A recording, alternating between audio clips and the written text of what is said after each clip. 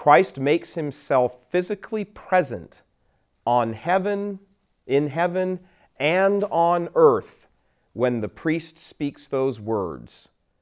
And he brings a reality, a fullness, a completion to the prayer, Lord, teach us how to pray. Your will be done on earth as it is in heaven. Christ is on earth and in heaven at the same time. In the Eucharist, there is Christ himself truly, really, and substantially body, blood, soul, and divinity.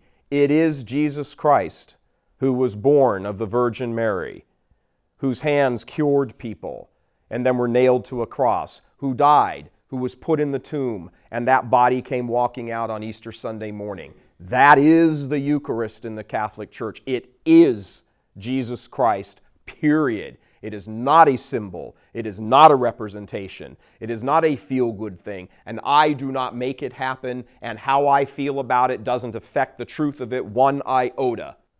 I am an enlightened man. I am to think that people could actually worship a piece of bread in the 21st century. Tisk, tisk, tisk.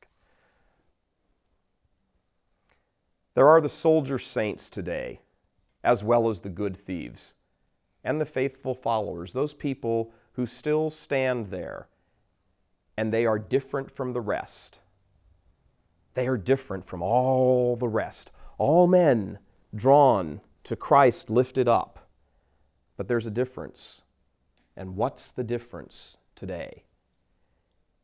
They believe.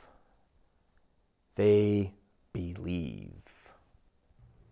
There's another grace that comes to us, the grace which simply comes from Christ being physically present in our midst. The source of all grace, right there in our midst.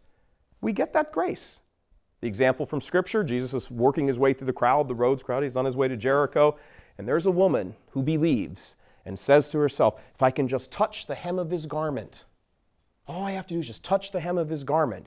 And she touches it, and Jesus turns around and said, who touched me? And the Gospel says, because he was aware that power had gone out from him. Just being in his presence gives us grace.